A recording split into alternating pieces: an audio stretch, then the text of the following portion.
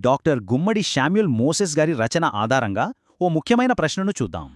ఈ రోజుల్లో జరిగే ఆర్బాటపు క్రిస్మస్ వేడుకల్ని దేవుడు నిజంగా మెచ్చుకుంటారా? ఇదే అసలు ప్రశ్న.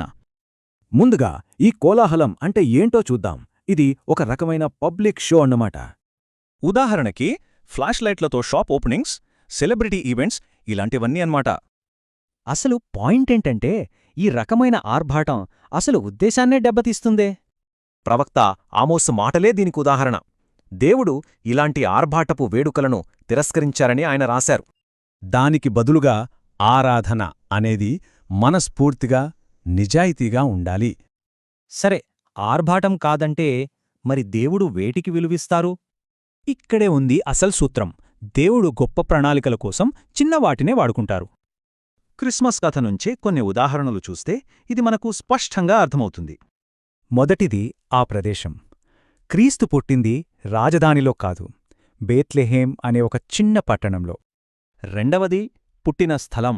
అది రాజభవనం కాదు, కేవలం ఒక సాధారణ పశువుల తొట్టి. అయితే ఇక్కడ గమనించాల్సిందేంటంటే ఈ వినయం కావాలనే ఎంచుకున్నది.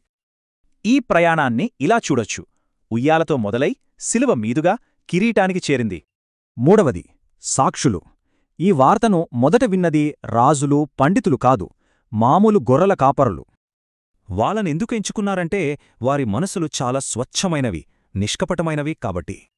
ఇక నాలుగవది జ్ఞానులు ఇచ్చిన బహుమతులు. ఇవి చాలా విలువైనవే అయినా సంఖ్యలో మాత్రం కొన్ని మాత్రమే. వాటి విలువ సంఖ్యలో కాదు, వాటి వెనకున్న లోతైన అర్థంలో ఉంది. సో ఈ కథలో అసలు సందేశమేంటంటే ఆ వినయమే అన్నిటికన్నా ముఖ్యమైనది. అంటే అసలు లక్ష్యం ఆడంబరంగా కనిపించడం కాదు, దేవుణ్ణి మనస్ఫూర్తిగా వెతకడం. మరి ఇంత కోలాహలం మధ్య ఆ వినయపూర్వకమైన అసలైన అర్థాన్ని తిరిగి ఎలా కనుక్కోగలం?